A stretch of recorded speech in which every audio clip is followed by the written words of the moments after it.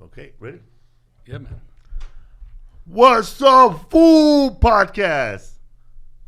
Welcome to the What's Up Fool Podcast with Felipe Esparza, Rodrigo Torres right here. Yeah, man. Chilling, man. It was my birthday. Happy birthday to me. Happy birthday, dog. Thanks, man. It's not every day you turn 42 on IMDb.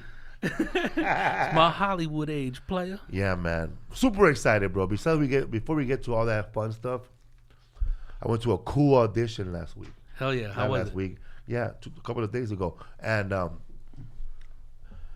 actually, there was no audition. What's going on here? There was no audition, man. I can't even mention it. As soon as I had to sign a release form to not even talk about it. Okay, that's how secretive So it there is? was no audition. Okay. But So he's telling everybody now. Yeah. But I don't even know if I got it, but I'm pretty sure I didn't because I haven't got a call yet. But it looks close, bro. Hell yeah. At least you went out there and tried out, dog. At least I went out there, right? Like sometimes I would sit down and watch a movie and they go, you know what? I could have been that plumber who just came out of nowhere.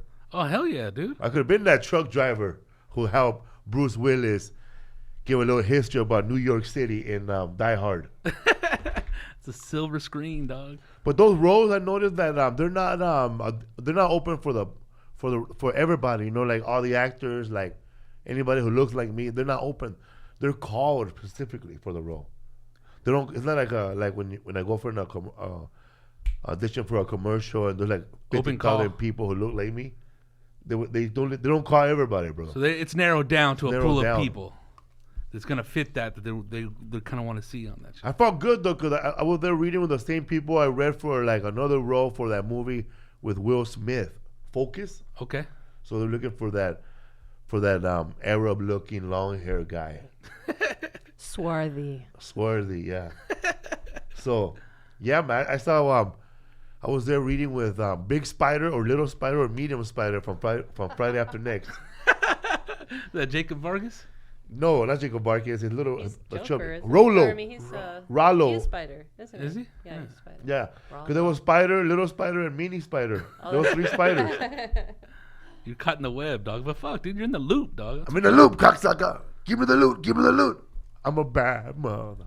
No, it's nice. Give me the loot. I'm a bad mother. It's a bad song, huh? Hell yeah, dude. What That other whole words album go? is genius. Give me the loot. I'm a bad mother.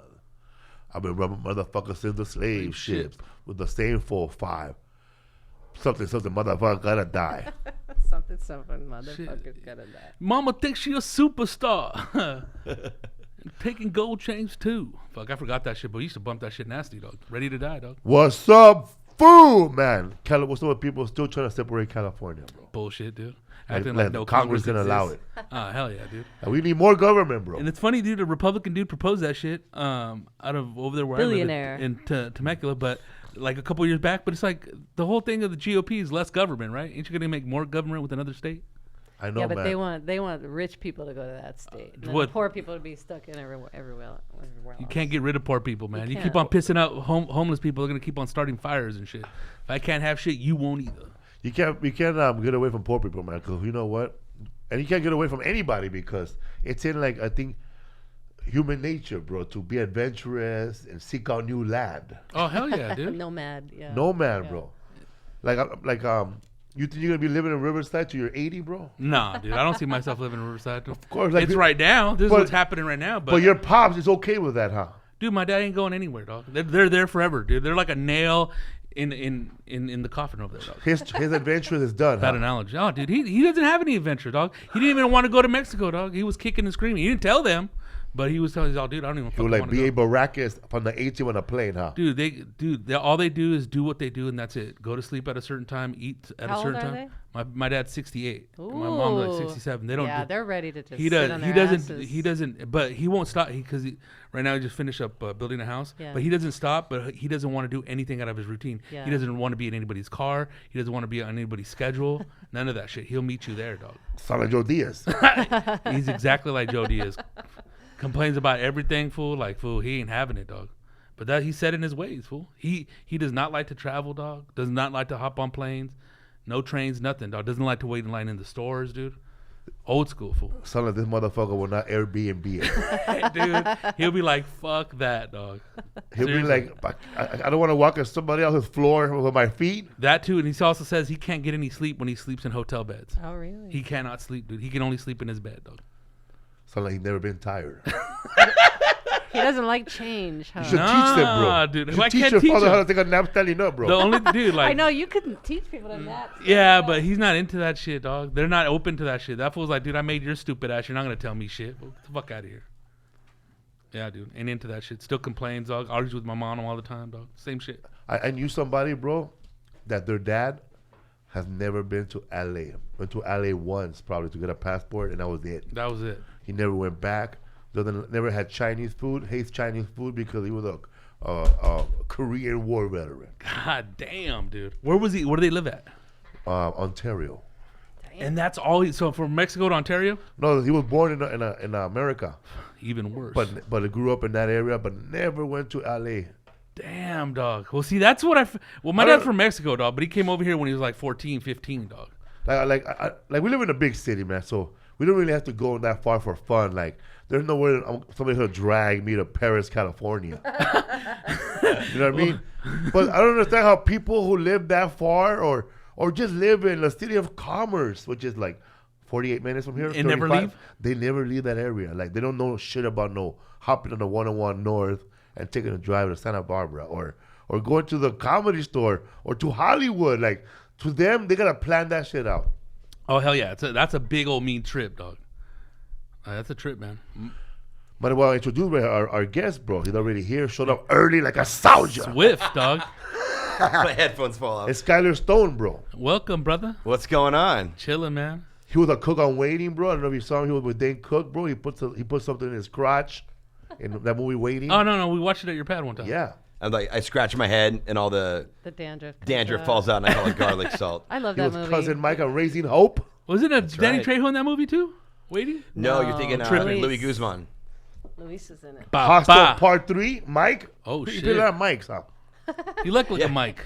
I know, I look just like straight up white boy. He's Mike or Tom, one of the two. Came We here to love rock you the in mic. the For your for consideration. your consideration. Oh, yeah. Oh, my God, dude. There's a movie called For Your Consideration, bro, with Eugene Levy and all these fools from the other movie. Christopher Guest.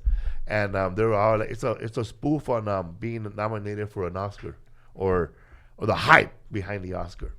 And he was like the one of the DJs in the morning and this girl was trying to be all like an artist, and these fools are talking like old school morning, 80s Shock radio.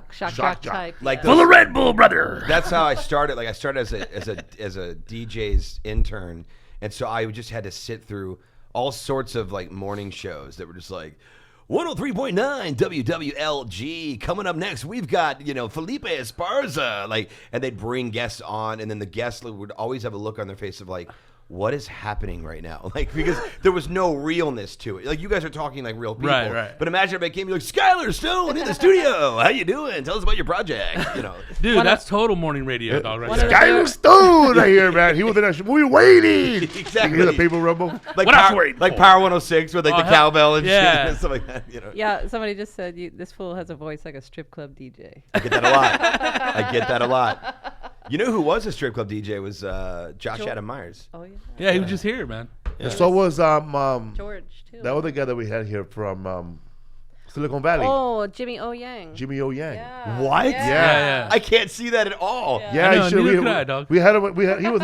Yeah, no. I couldn't see him as a DJ. Me neither. as a strip club To he DJ. did the voice. Yeah. He go, come on, guy, let's take out those crumble dollars. Yeah, because he was talking about his job was to get the strippers to come out because sometimes they didn't want to come out for their dance. wow. Because they're fucking hating guys and everything, Yeah. hating life.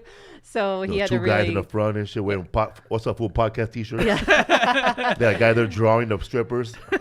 They just did a pregnancy test backstage. They're in a bad mood. Don't want to come out. You know the saddest and funniest thing I ever saw? What's that? It was a bunch of strippers. It was a meme, and it was like 10 of them, bro. And they were all holding hands, and they were all praying before they start stripping. Hopefully it's That had to have been $1,000 night. staged, though. Had to be. Hopefully it's $1,000. But they were like in a circle like this. Dear Jesus, we were about to perform. In their lingerie. I've never been a big strip club guy. Ever. But you worked there, right? No. Oh. He No, worked at a no, radio someone said that I station. sounded like Oh, it. okay. It sounded like it. It's never been my thing. I don't know. I've You never been to one? You never went? Oh no, to one? I've been. Dude, the day I turned 18, I went, and I think I liked it Oh, then. yeah. But then I got to LA, and it just seemed. I don't know. I always felt like I was gonna get hustled. Like I know myself. That's all like, that's happening, dog. if some girl told me like a story, like hey, I just want to let you know I'm really hit hard times. I'd be like, okay, do you want to go to my ATM, or do you need your daughter raised? How can I help? And I never wanted to get conned like that, So. Were you ever addicted to strip clubs? I mean, like Drew Carey got conned to buy a house. Did he really? Allegedly. Yeah, allegedly. I don't. He just I don't even think that was allegedly. I think I was that I happened. remember the first time I went to a strip bar. The first time I went to a place where there were naked chicks. I don't remember if it was Mexico or. Oh, the first time, bro. I was a little kid though. You know how parents sell Avon and my mom would sell not crystal meth, but crystal promotions. I like that you specified. Shockley, China. Avon, fool. I was at my aunt's house, and all of a sudden, bro, a lingerie party broke out, dog. Are you serious? Yes. And this lady was selling lingerie or nightgowns for all these women that were there. But it was like a bad show, like the women, it was like, they were not models, It was like your mom. But they were showing the fashion. Yeah. Oh my I god. don't think my mom owns lingerie, dog. Exactly, bro. It's like your mom's friend showing Yeah. off the ew. Yeah, it was like my mom.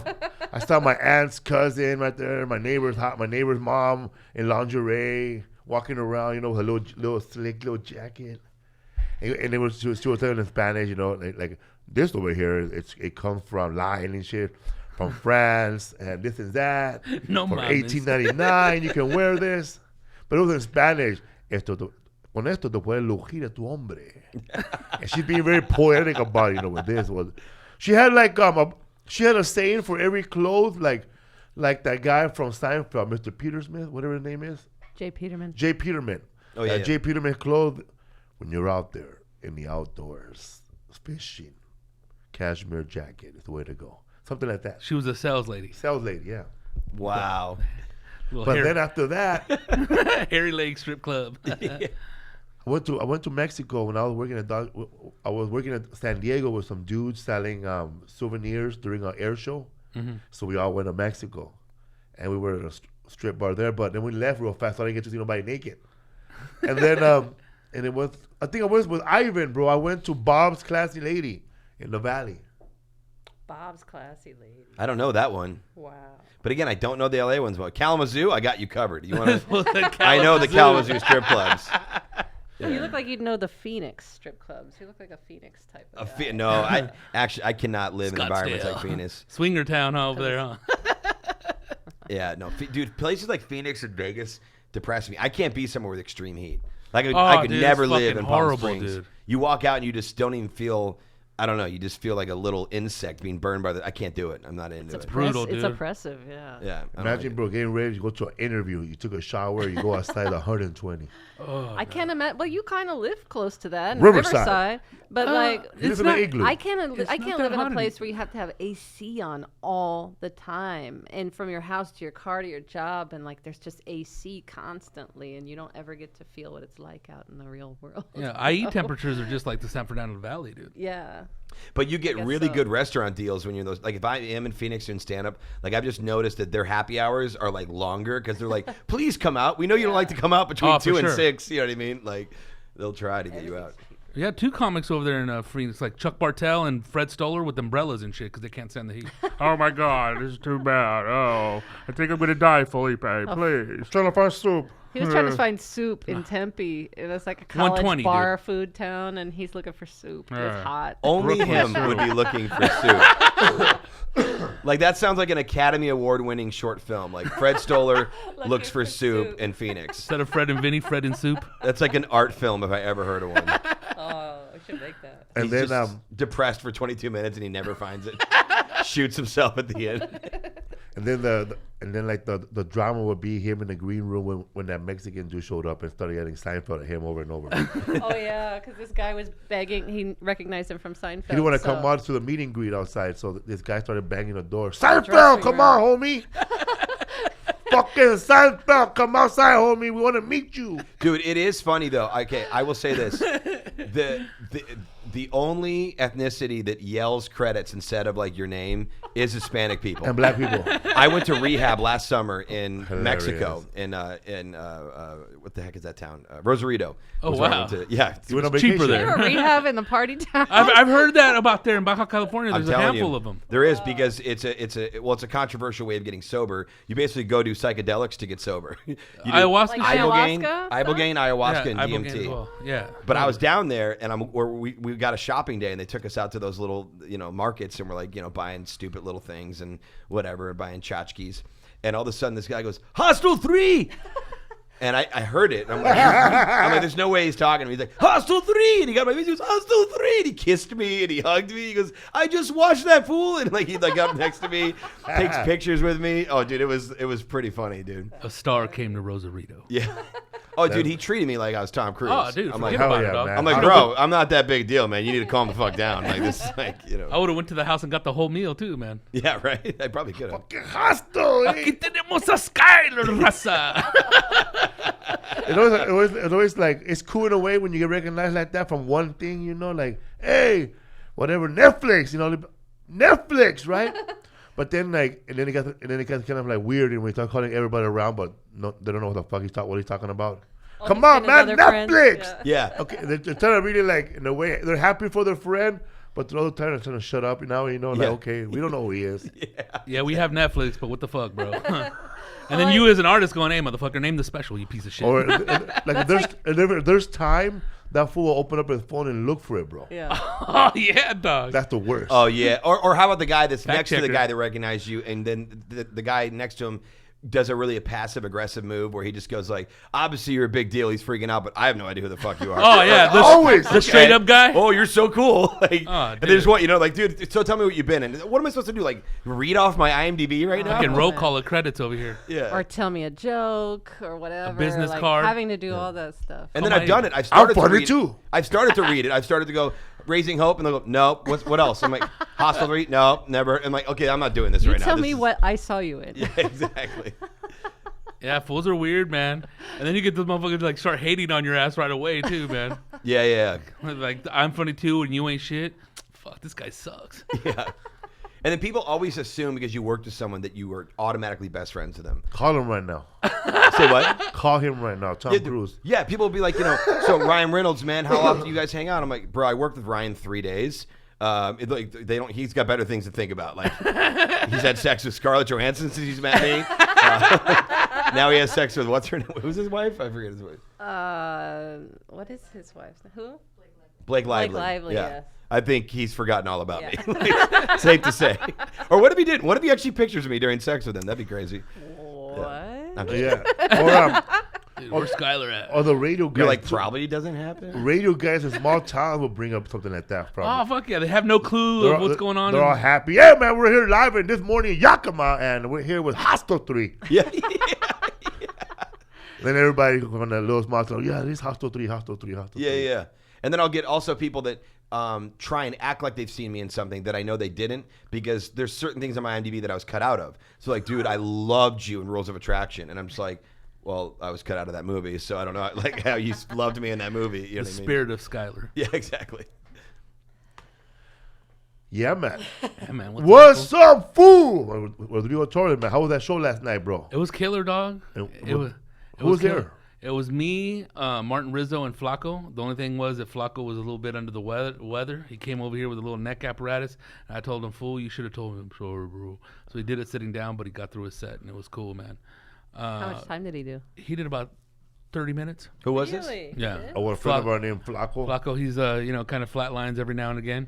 He has And, health problems. And we but- had to give him a Oh, massage. I think you meant flatlines on stage, like No. performance. Oh, no, he He just has got close. Morphinsons. I'm like, damn, you He guys has are harsh. He has Marfan syndrome. Marfan And then he has syndrome. mad So migraines, he dude. gets affected And by. he had a heart, too, right? He has heart Yeah, issues, and so- he had a heart valve. He's our put in. first By the way, bionic comic. You just said he had a heart. I'm like, did they take it out? Like, yeah, he used to have a heart, man. He's like a tin man. They usually have heart conditions, but he has a heart condition. He had a pacemaker put in when he was a kid, and then he just had a heart valve replaced. or How old is he? fixed. He's 30. If he was in Star Wars, he'll be General Sidious. Yeah, basically, yeah. Does he talk about this shit on stage?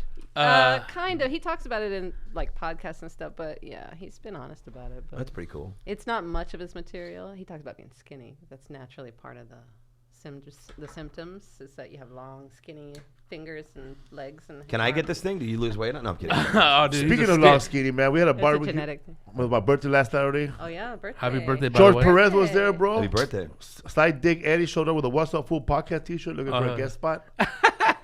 And fool, we were in a swimming pool. Martin took off his shoes. You guys seen the big old Tony? We Fool, saw his the toe Tony. looked like baby Groot. His toe looked like fucking Groot. That's You know in disgusting. Spanish, yo soy Groot. Guardian of the Galaxy foot. Yo soy Groot. Groot. Where was this show? It was Oh, at oh, Riverside. oh, the Riverside. Yeah, my show. It's called Your Viva show. Los Jokes, dude. We're gonna do it again on July 10th, and yeah, it was cool, dude. Rizzo showed up. He did his time. I did gave Gracie a guest spot. That band Santo Golpe played a little bit before, and You the guys set have food after. there and tacos. Yeah, right? they had a little taco in the back. You Catered had by a Zacatecas fucking comedy Cafe. festival. Yeah, man, it was cool though, dude. It was all like on the Latino tip, but it all worked out, dude. Fucking, we got there, fucking, it's like 7:30, nobody's there, dog, and 8:30, that show was packed. That's always scary, huh? Yeah, and I was like, dude, did we fuck up, dog? I hate that Skyler shit. Stone had a show. I did Skyler Stone show. And Comedy store. I text that fool, bro, 'cause I didn't know where the hell fuck I was. We were in Mulholland Drive, bro. God damn, And traffic. then I text him, man. This fool said, I forgot his text. I'll show you right now. Well, it scared the shit out of me because I thought I like every comic was texting me. The first 4 comics had all texted me within 5 minutes saying they were running late, and I'm like, it's a tag team show, so if there's no host, No. and someone's on stage, they think they're bringing someone up. That turns into a fucking nightmare. Oh, yeah, the fast. link breaks. And he was early, but he made me feel like he was gonna be Well, late. I told him because I hit traffic when we got on Mulholland Drive. So I was Laurel Canyon. Sorry, not Mulholland. Laurel Canyon. There's no way out. You Oh, have hell to no. go. You have One to way keep in, one going way down out. there. Yeah. So I said text Skyler, tell him we're on our way, but we're gonna be there at 8:45 or whatever. But you didn't tell him a time. You just said I'm running late. That's what I'm saying. And then I was like, tell him the time. And then I asked for it, was and he asking- did write me back. So I'm sweating bullets, going, "Oh my God, Felipe, I'm gonna fucking murder you." I was right like, the GPS said we'll be there at 8:45. I was like, tell him that you'll be there. You know why I it was said, bad? not to It was freak Hollywood out. Bowl traffic. That's what it Yeah. was. Oh, It yeah, was. yeah. It was bad. Because Mark- every comic hit me up and said I'm running late, and that you just don't want that when the show's starting at like fucking. Oh, hell no, dude. That's stressful on you, dude. Mark Maron was there. And that fool from Super Troopers 2 and 1. Oh, hell yeah. Sean Josh Hilarious, Star. bro. Dustin Ibarra showed up with George Perez. We were backstage. And, Dustin you know, didn't we're even all go up. hanging out, you know. And then the dude from Super Troopers showed up. And then, like, hey, man, I love your movie. He said, thank you.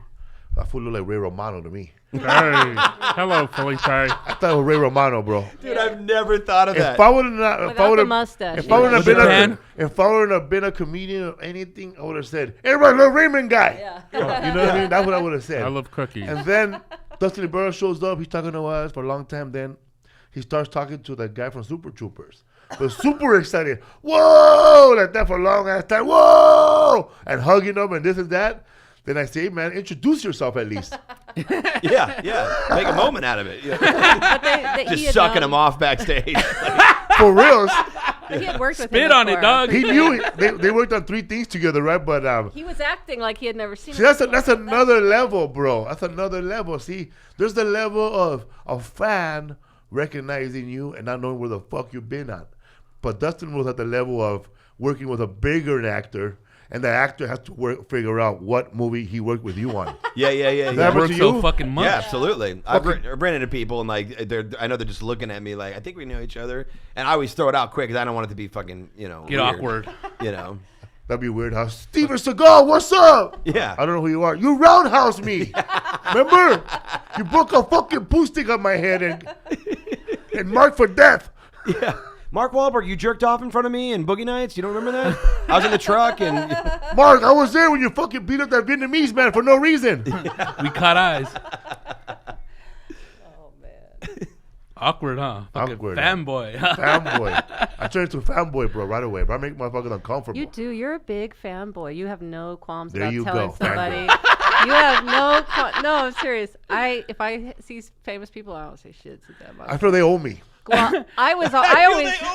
But you always I hit feel 'em I up. owe anybody who I anybody who I dedicated an hour and a half for in a movie. Yeah. I feel you owe me at least 2 minutes. I googled your net worth. It's 15 million. I'm part of that. I made that happen for you. I agree with that. I put a bulb in your house. Dude, I agree with that. Because, dude, when you want to be you want to be famous, and then you make it, and then you don't want to be left alone. And No like- and paparazzis. You wanted and that like Tom shit, Cruise, you don't dog. want me to say hello to you, motherfucker. I seen all your fucking movies. I spent 12 hours watching your Yeah. ass. I can't. You don't have fucking 10 seconds to Yeah. fucking for a fucking photo, you short fuck. I can't wait to bear hug that fool, dog. I'm gonna pick that fool up when I see him. Dude, yes, Tom, I turned my head when you went crazy. I still bought a ticket to the Mummy. You Me owe too. me. Yeah, I man. turned my head. But I when you went also think crazy. too that like when you go up to somebody and you can name that specific scene, the specific thing he did, that it's cool, dog. But not just to fan out because the person's famous. Fool, I will see somebody. point. Felipe will go I will- deep. I will in go the- Oh, yeah. deep. I was watching the fucking Nutcracker, bro. And I saw somebody I recognized, Give me a but I don't walnut, know who his name was. And I went to go look for that motherfucker. I said, okay, this motherfucker been on 30 movies I've seen. We saw him in American Horror Story. He was though, American right? Horror Story. I don't Axeman. want to yell out, Axeman! Yeah. So I Googled his name, and I knew his first and last name, and I mentioned his name, John, whatever, and last name, perfect. I'm a big fan. Then I started saying Axeman and all this other bullshit. Yeah. But I was happy, bro. That's what I'm He was saying, fool. with his family, watching, and I know how it feels, bro, to be an actor or a comedian watching another comedian or an actor watching another actor. You don't want to fucking be there. So when I yeah. recognized his name and I say Axeman afterwards, he was all happy, dog. Oh, dude. And he said my name. Do you remember that one time we were at Hollywood Lanes, dude, late at night, dude, and fucking we're just chilling there, and then out the corner of your eye, you caught Vince Vaughn slipping, and then you hit him with the little line from fucking Swingers and all that shit, and it was cool. Vince Vaughn's Vaughn's always over there. and it was yeah. fucking. You gotta He's keep the in mind, best. man. Vince Vaughn was walking there with two chicks that were shorter than his daughter because he's a super tall dude, and he was wearing Christmas lights. Yeah, dog. He's 2 a in the giant. morning. Yeah, they were- He's it a was- fucking he's a giant. He's like dude. 6'7", right? Yeah. Something like Yeah, that. it was all during like right before the holidays hit He was hard. with Ahmed. Yeah, man. Yeah, they're like best friends. Yeah. Yeah. dog. Yeah, we had I actually him met Vince through Ahmed. Vince Vaughn is my number one impression that I do like Do on it. stage. I mean, baby, right now we're hanging out. We got Felipe Esparza right here. I mean, if you think I care about this right now, I'll Dude, tell you right now. that's Listen, bitchin', hey, dude. baby, I could use a couple snacks. Where the fucking snacks at in this bitch? All right? Where the I'm cupcakes looking at? at you. Why do you be Boy George? Do you really want to hurt me? Do you really want to make me cry? Probably not. That's fucking tight, dog. So I've been doing that for years, and like I'll get people like Doing it for years. I've been doing it forever. I've been doing that impression a long time, and so all comedians know that I do it. And so Steve Byrne and Owen Benjamin and Ahmed had grabbed me at the Improv once a few years ago, and they had just said, hey man, we have a surprise for you, because they know he's my idol. And so he was upstairs, and they took me like upstairs, and he was sitting at and dude, I thought I was meeting the Godfather. They're like ushering me to a table, and here's tall fucking Vince Vaughn with a light over him, like a How's that shadowed for a face. fucking introduction, dog? Dude, it was amazing. And so we sat down, and Steve Byrne put me on the spot. He goes, hey, Vince, I don't know if you know this, but Skyler does an impression of you.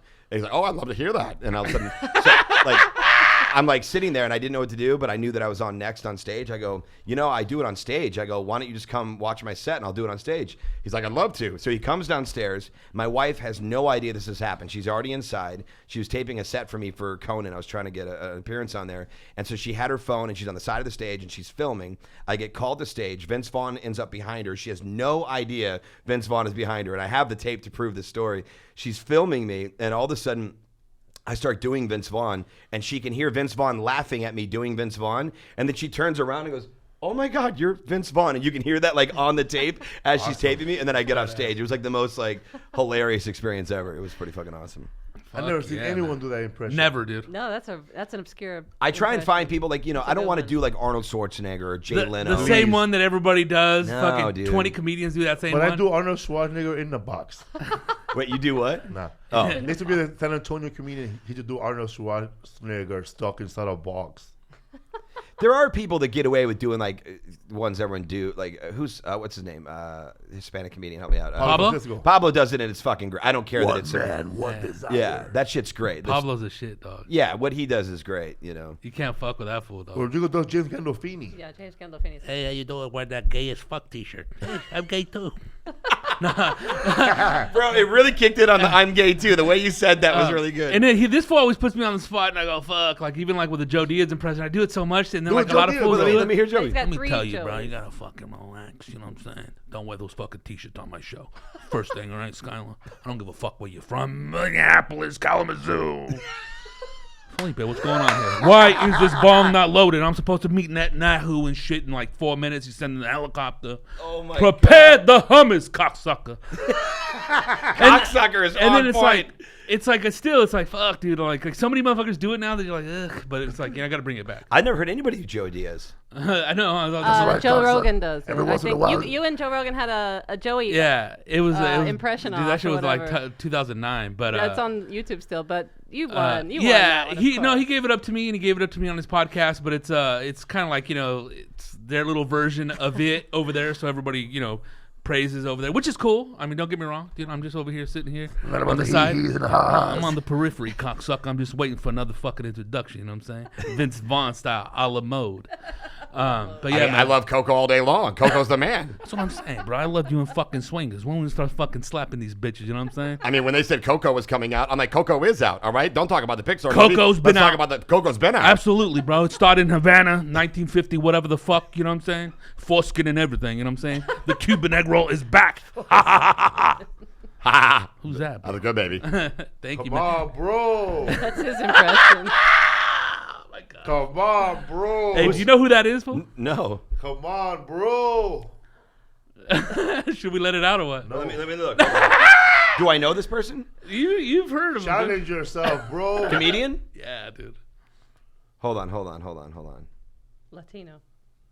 Oh my gosh. This is really bothering me. Like, I feel like... I feel like I want to give you $20 if you guess who that is. It's a birthday gift from Rodrigo. He gave me this T-shirt, and it has our old friend. You guys can see it, everybody. Oh, Willie. What's up, big dog? Dude, bro, talk to Vince, bro. Hey, what's up, bro? What's going on, bro? You're over there in Hollywood, huh, bro? You're shining, huh, bro? I mean, I guess that's what you could call it. I mean, I don't even know what that means. It means you're doing well, bro, for yourself, bro. I mean, I hear you're doing well. Hey, bro, I'm all right, bro. I mean, you're doing pretty well in the Inland Empire, that's for sure. Hey, bro, sometimes we got to stick to our own provinces, bro. I get it. Like right now, I'm 213, you're 909. It doesn't fucking matter. 951, bro. Hey, Same thing. What happened with you? What happened with you and Nick Guerra, bro? Hey, bro, sometimes you got to teach these youngins what's going on, bro. You got to show them some love, bro. Get them under your wing, bro. So he says bro a lot, I think. Yeah, bro. He was the first bro. Like, dude, everybody He was that the says first bro. He was the first bro, dude. Even more than bros. Like, with the big trucks, fucking motorcycle, bro. Let's go first. Bro was probably Pauly Shore. He was saying bro and That like was was Buddy, Buddy. no, but bro too. He was No, hey, he does, bro. But I think Willie was before, dude. Willie even was doing bro in the disco days, I believe. Who took bro to the like the next level? Like I'm like Teddy Roosevelt. Douchebag. Oh, yeah, that's that was yeah. those like douchebag movies. Like, That was yeah, like, fucking. they What's his started- name, man? Wasn't that a sketch? Well, Paul Rudd was doing it with what's his face? In the I Love You Man, I think. Weren't they doing? Oh, they that did it in that together? movie? Bromanson? And then I feel like Jason there's like a Segel Sean and- William Scott movie that did it too, like a Like, or just My all those Car or bro-y something like that, movies. yeah. Right. You know what I mean? And then there's little Chris Doran, bro. Hey, bro. Hey, bro. Little bros, bro. That's Little the bros, Bay, bro. the Little Bay fight- Area, bro. 5'2" bros, bro. Bro. There's another Canadian named Chris Doran. He always throws his bros. Hold me, bro. He's my bro. Bro, he's everybody's bro. Who does this? Chris Doran, bro. Guy from the Bay Area. That's the a Bay, Bay bro. Area hippie bro, though. Yeah, That's more of yeah. a It's a- hippie it's a sort Grateful of Dead bro, yeah, bro. It's a Grateful Dead bro. Yeah, bro. It's the Bay, It is. bro. It's Do you I'm do you know- It's like peace and love, bro. That's that kind of bro. Warriors, bro. Do you know Mark Saratella? No. No. Used to book Comedy Yeah, Juice. bro. Oh, he's hey, bro. Mark Saratella here. Not so familiar now. Like when he leaves you a voicemail, it's like, hey, Skyler, Mark Saratella. Give me a go. Later, bro. Peace, bro. Later, bro. Little bro. Tiny Then there's bro. a Tommy T, bro. Brother. Hey, brother. We're trying to lowball you for less money. Yeah. Can you work with me, brother? I hate it when someone texts me, bro. Like, it begins a text with bro. Like, bro, I said I'll be there. Like, it's like, dude, don't bro me in a text. Like, Yeah, no, it's like, dick. yeah, I I don't already like get in the those. text. I know it comes from you, bro. I Yeah. have a guy who directed Felipe's special, this last special we Lisa, made bro. together. No, he texts me and says, "Hey, girl," Ugh. and I do not respond. What kind of fucking frat boy shit is that right there? Is he gay? No, Okay, then that's unacceptable. no. If Yeah, but he were hold on, if gay, he was gay, I'd would you write back? That's gay yes. as fuck. 'Cause that's part of bro. their culture. And if it was my girlfriend, I would write back. But if it's a dude, "Hey, girl," That sounds like a dude trying to get a favor. he's trying to get a favor. Oh, that's a favor text, dude. Yeah. No.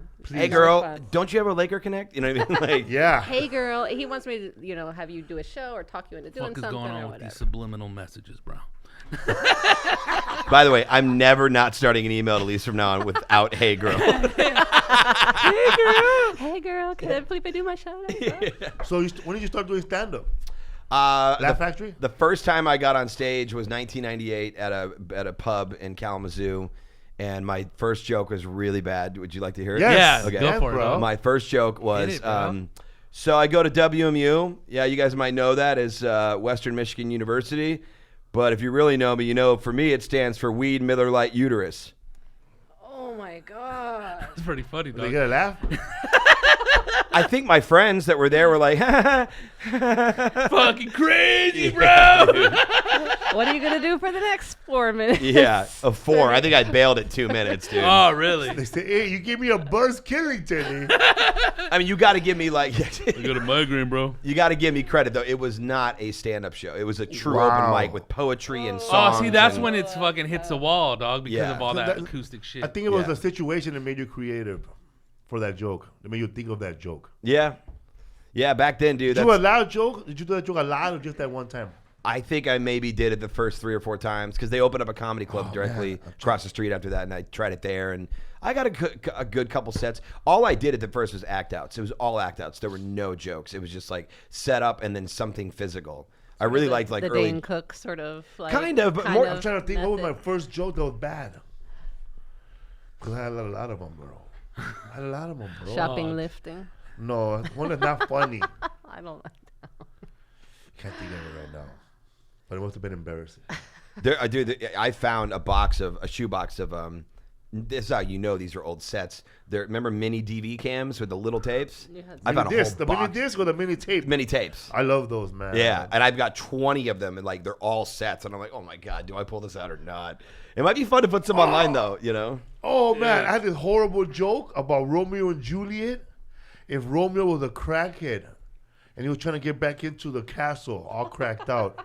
It was like an act out. Then you Yeah, like I did would the act out, bro. Yeah, yeah. And I would go like this, like, oh, Juliet, I can't find my pipe. Like act out with the face, all coked out and looking for stuff on the floor. It was horrible, man.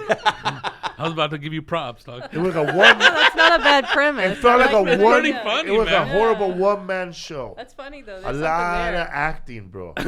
Horrible acting. That kept going over and over and over. And her name was Maria instead of Julia. Juliet. Yeah, it was. At that time it was like 1998, and so Dane hadn't blown up. Stand up hadn't blown up. It was like it was a weird time for stand up. Like if you were a stand up fan, you were just part of like a small club. There was nothing like this. There was no all things comedy podcasts. You know what I mean? People like Tom Segura selling out theaters without having like huge TV and movie credits or hosting It was SNL still first. Tonight Show era right there. Yeah, That it was shit. so different, A dude. little bit of a Comedy Central at that time. Yeah, but also That's again, it. it was like a weird network. It was not. It was like, during the time nah. of the Love Master. Yeah, Yeah, it That was- shit. The Comedy Central didn't blow up till after Chappelle, right? you could They argue. had- Yeah, Comedy South Central- Park, of course, Comedy but- Central had stand-up comedy shows, but they were not like now. There were just Nah. a bunch of them. Yeah, a bunch of Yeah, half hours. Killing dude. the game. They Yeah. had a bunch of Pepsi, Dorito shows. Yep. The Pepsi stand-up, A&E, even at the Improv. That's I the only thing that was remember- around back then. And too. I remember when I was in college, they had that certs. They had a certs thing where they were going around the colleges doing Oh, I remember open that. mics Yep, and yep. stuff, sponsoring these comedy shows, trying to find. It wasn't really stand-up driven yet. It was like, hey, so we have South Park, we have The Daily Show, Yeah. and that's what we are. And then like Dane and Patton and Attell and a lot of guys kind of brought it back. I mean, really, you got to give the credit to Dane. If Dane didn't blow up, I don't think we'd be seeing And Jeff Dunham what we're seeing too right on now. the, and Jeff Dunham on the Comedy Central too. And David Tell had the only like real comedy travel show at the time. Yeah. Yeah, Insomnia. They used to I come love out at that midnight. show. Best Love Oh, that David Tell show. show? Yeah. I used to love that show. Insomnia. And that was like Insomnia. after Insomnia. 2001. Yeah. Love that show. Sorry. Yeah, You're but man. he was the first one to blow up off to social media. When and did you all come that to LA? Well, I basically had one contact. My dad was college roommates with a guy that produced Rescue 911. Do you remember that show? Yeah, man. Yeah.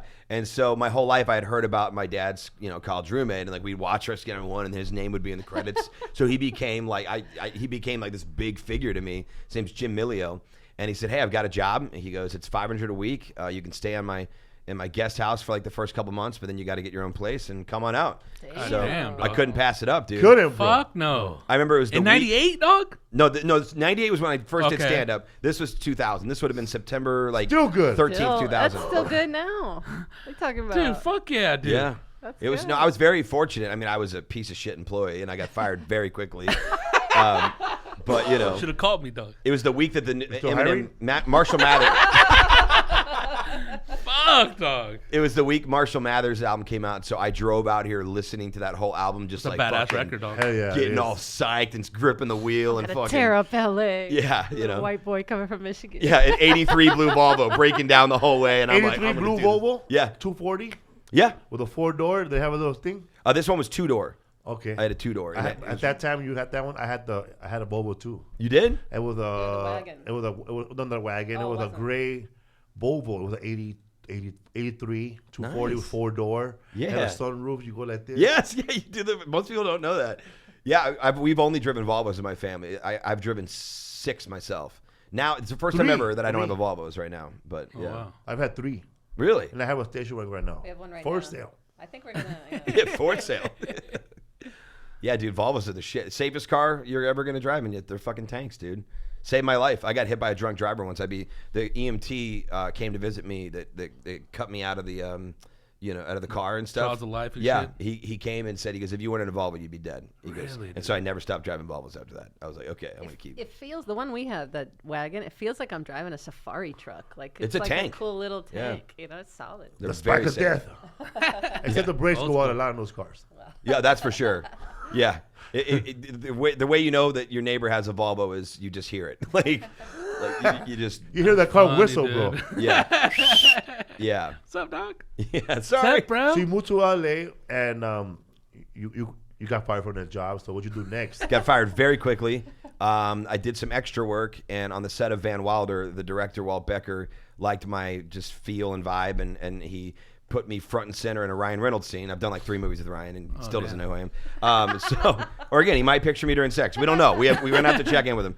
But I was I was a little alien, bro, in Green Lantern. That was me, bro. What was it like, man? Like you were like excited to do extra work at the time? very, Cause I was too, bro. very. I thought You made it? I had the dreams, bro, of every extra actor that ever worked, that someone gonna pluck me out and put me and give me lines just like Skyler Stone. Yeah, dude, I would get on set, and I say this to people, so if there's anybody even out there that's even thinking about doing this, doing extra work is a lot like going to film school. And people laugh at me, but dude, you get on set and you really learn how shit is really done. What If the you're fuck paying is cracking? attention. If you're paying Yeah, attention. if you're paying attention. And that's what I did. I fucking soaked it And in. everybody talks to you if you're an extra, except the main actors and the director, but you pretty much talk to everybody. See, but I crossed that line. I found ways up to those people, and I knew, like, I didn't do it in like in a snaky way where you'd be like, oh my God, this guy's got just weed. trying to, yeah, I got coke, blink twice if you need it, blink twice. About to give you a third wink, bro. You know what I'm Yeah, saying? I wasn't that bad back then. When I got here, I did not have a drug. My drug problem hit about 06. That's when shit got bad. Me too. Yeah, mine was You bad. and I would have went nuts, bro. That in 06. Yeah, it was bad. I party with people that party with you, but funny, you and I never got a hold of each other. Which I think is so It's strange. strange because we will cross paths. All the time. And then I remember there used to be this one kid who passed away, and he was the guy that hooked me up with my drug connection in Hollywood. Because I had a drug connection everywhere else, but I didn't have the Hollywood scene. And he hooked me up with a guy, and I don't want to say his full name, but he would show up to wherever I was with a fucking fishing tackle box. Wait, hold on a second. That you know my dealer? Oh my gosh, how have we never talked about this before?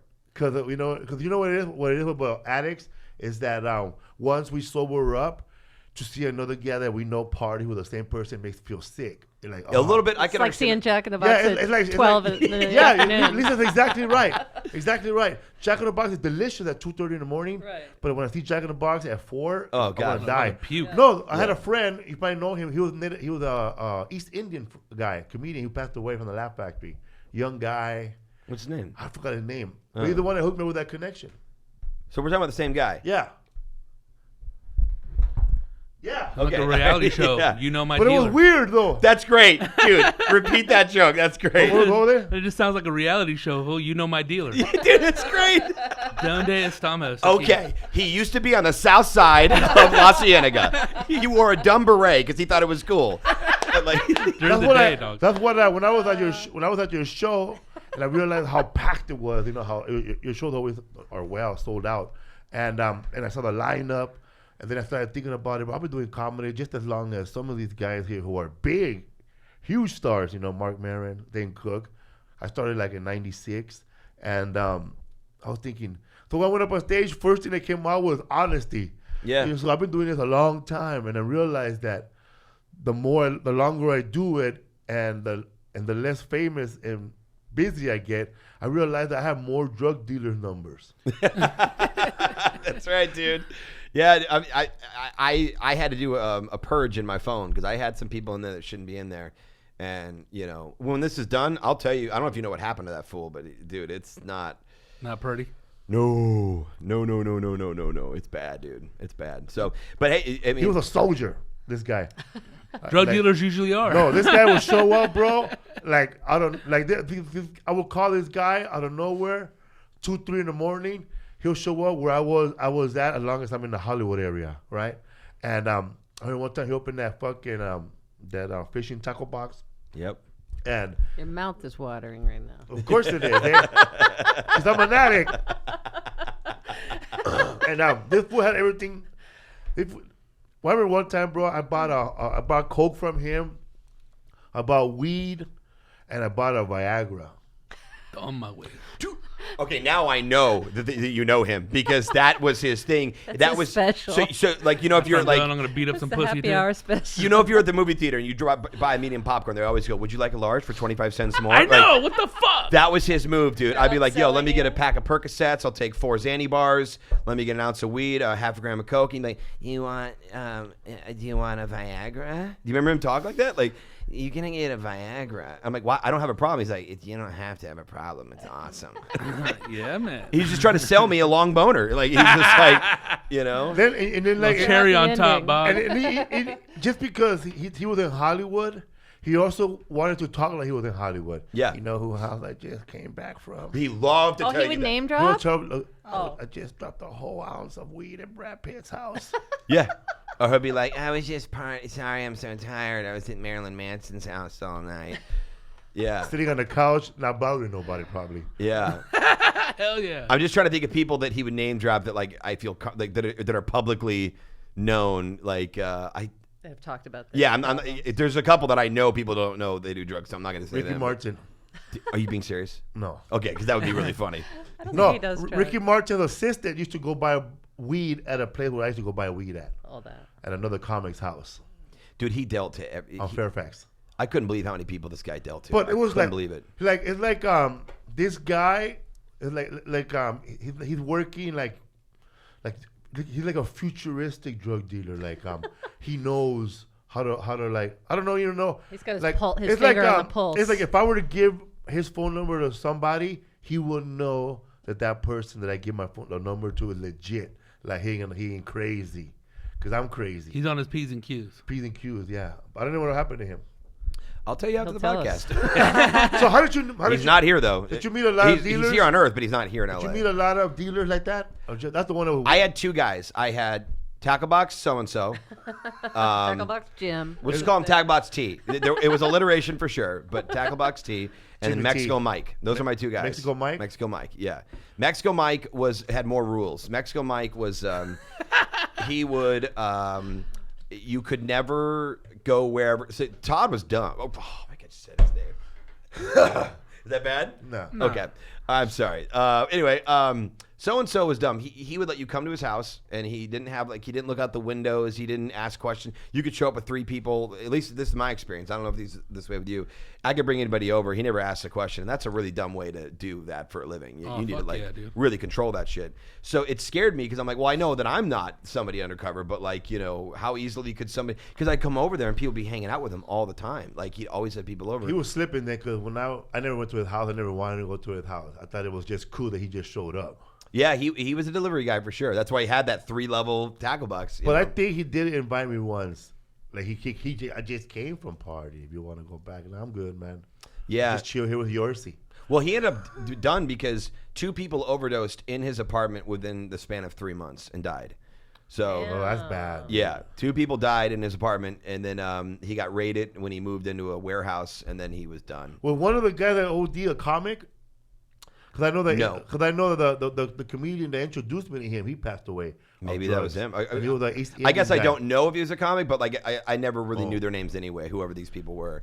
And then did you ever like go party with all the comedians from the Comedy Store at someone else's house in Burbank, and he had bathroom stalls outside of his house? Who did? That was Doug. Dougie Points? Dougie Points? I don't know Dougie Points. Oh, okay. Sounds like a great guy though. He's great. It was actually fucking really cool, man. We got out of there. It was bright as fuck, dude. We thought it was still dark inside. Are you serious? Yeah, this guy had his whole house, bro, like it was a casino, bro. Like there was no clocks. You never knew what time it was. The temperature in the house was perfect. Mechanical shutters and shit. Skyler, this guy had like, you know, troughs where you pee outside of his house. Like, because you know when you have a house party, people get fucked up and they pee outside. Yeah. Porta But this guy had potties. porta potties outside of his house. Oh wow. The house was made for partying. Wow. He had a ledger everybody signed. Like, and I'm really glad I guest never book met and this shit. guy. Actually, Yeah, this would have been really bad for me. I think. I'm glad you and I and Joe Diaz never got together. Or Ashley yeah. Hamilton, all that group of people. Yeah. Ashley, holy Ashley cow. Hamilton told me this crazy We're trying to get story. Ashley on the show, but yeah. He told me this crazy ass story one time, man. Like, cause Is he still sober? Yeah, I think so. I don't know. you're sober, right? Yeah. Could live by 13 months. A lot of people on our podcast are actually one guy. He emailed us and thanked us. The listeners, yeah. A listener said that because of you and Joe Diaz talking about being sober and the problem you went through, man, it helped me a lot. And I've been sober now 18 months. Yeah. Wait, Joey's not sober though. Yeah. He don't do no drinking and no coke, just pot, And mushrooms mushrooms and acid. acid. Like, yeah. What else you do, Joey? I guess sober is a funny word. Bro, for some anything people. that's fucking from the earth, you know what I'm saying? We take it down over here at the church. Yeah, Sober yeah. could be relative, but I think also with something like that, it's not as addictive as the other things that were going to kill you. I know, You know what I like- mean? So I could smoke. I could smoke weed every day, do dabs every day, and I can't do mushrooms every day. But as long as I don't drink, I'm gonna be all right. But I don't understand how Anthony Bourdain, you know, rest in peace, how he's still sober. That fool was a was he? crackhead, Yeah. heroin addict, but he was still still- drank yeah, and he was- smoked cigarettes and smoked weed. occasionally. But in the end, it didn't work. So you have to wonder: did he do that? Yeah. Did Yeah, he who the fuck succeed knows, at doing man? Who that? knew that, right? Yeah. How do you do it? One day you go to meetings? Yeah, I go to meetings. I have a sponsor. I'm on step 4 right now, and What's step 4? You gotta write down everything you ever did bad, huh? not step 4 is who are you resenting, and then figuring out your part in it.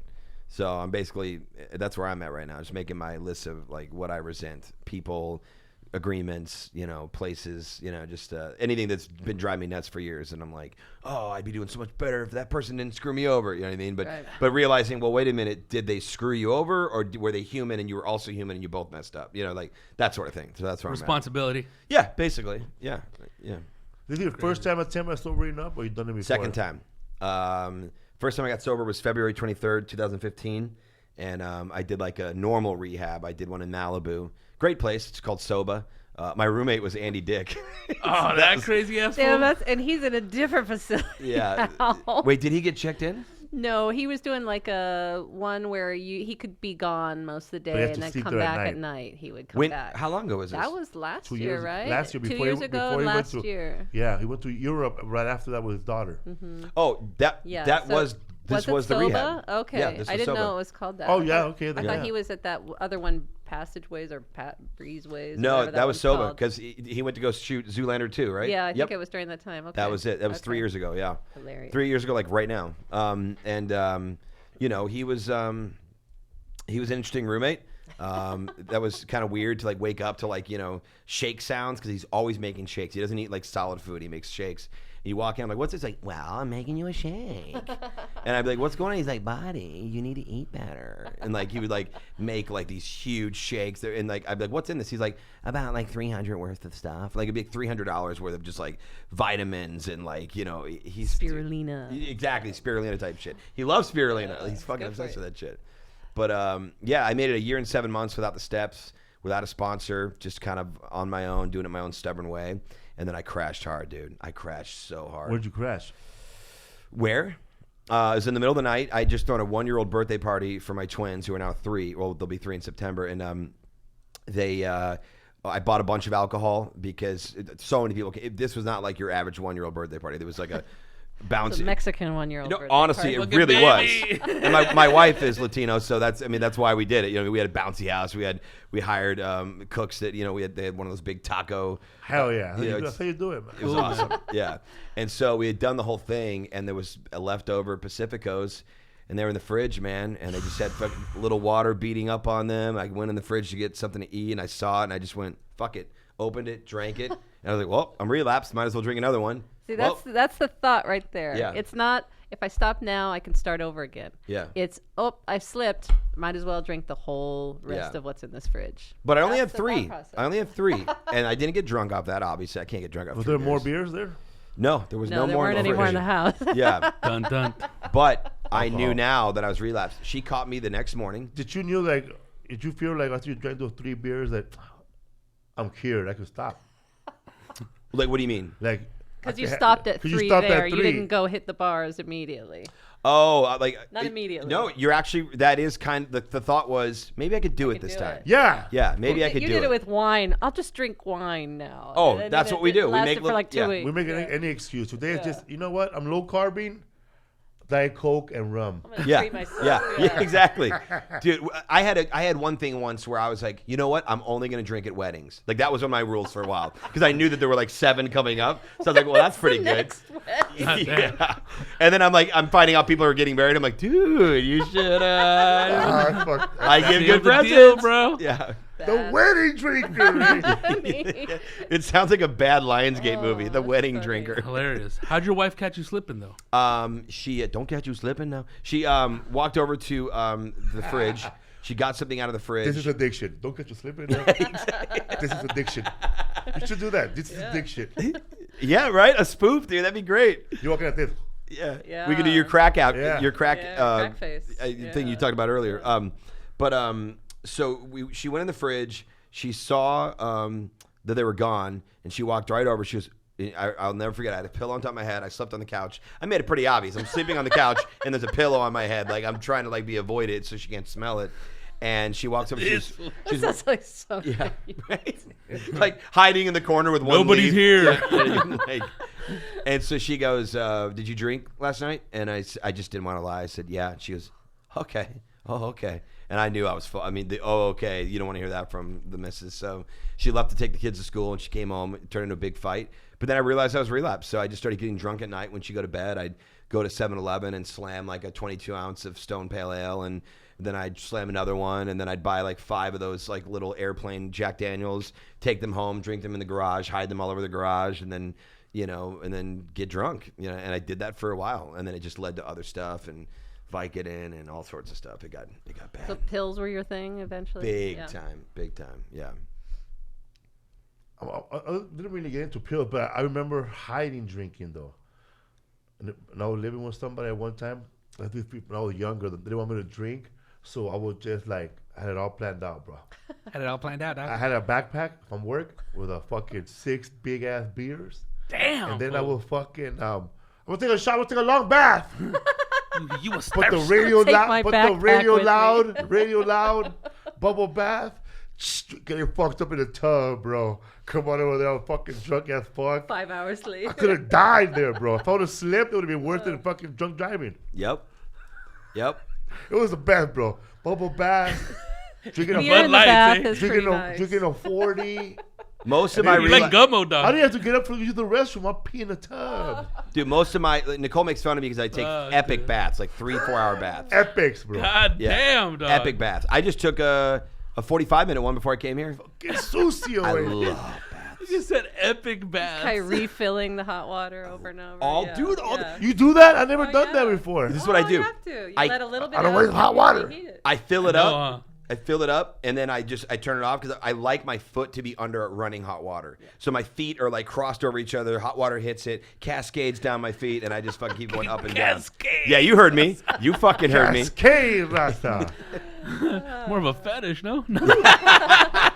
I didn't say it wasn't. So, you know. That shit feels good, though. You don't like hot baths, huh? Fuck no. I don't like anything hot. But fool. you was chub- I'm fat. I sweat, Me dog. and Rodrigo are chubby, bro. We like fucking ice. We like cups with ice. Dude, Dude. I sweat a lot. Like, I'm a sweater. Yeah, Hot dude. bath, That huh? cold, refreshing come out there all just like, So- cozy and shit. Can I ask how that? So you did a different method. You talked This about time, this yeah. ibogaine and ayahuasca and all that stuff. How did that feel going through? Because we've heard actually the first time you did mushrooms, the next morning you felt like you didn't want to do any drug ever again. You had that feeling. For about an And- hour. For about For I exactly didn't want to 60 drink. minutes. I didn't want to drink at all. right, but because you have urges like that all the time, like throughout, like every day, right? Still, you have it every once in a while. You think of it. When they was mentioning those Pacificos, Yeah. I could picture them. I saw your face, bro. Like I picture that Pacifico with little drops of coldness Yeah. on the neck. Yeah, that's what he Oh, he said. said It's it the beads beads And off. then when Oh, he opened dude. it, when they opened the first one, I just know, man. That was a fucking Pacifico commercial And- right there. When he drank it, I know, man. You could That for refreshing. the first time ever, because you remember the first drink, you could feel like all the beer come down your throat. Oh, yeah. Yeah. Yeah. They're like a Viking and shit that just got to land. Yeah. You know, like they're like, and What are then the you hear women Morgan Freeman's voice. It all went downhill after that. It all went downhill after that. Then I We never crashed, saw Felipe the same. and he crashed with his side chick in the car. If I fall off the wagon, or crashed with the side. You guys didn't hear that story about that fool? Oh, I know that story. That Morgan Freeman? Fuck, I was busting those jokes out for fucking like, dude, like 6 months. That shit was not working, dog. I worked today. Fine, he's the fine first one that got it, dog. I'm like, fuck. So, Nobody knows that story. It got swept under the so your rug. wife caught you, Exactly.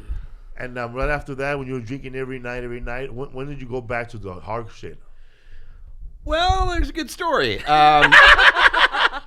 This is the craziest thing. shnikes. Like, this is the craziest thing I've ever done. And Felipe's heard a lot about me, so if I'm saying that, you know this is fucking crazy. So our guy is gone. Yeah. He's no longer the guy that deals. He's no longer in L.A. And so I didn't really know a way to get stuff. I'd been out of the game for a minute. I've been sober a year and 7 months. So I deleted a lot of contacts, and I had no idea what to do.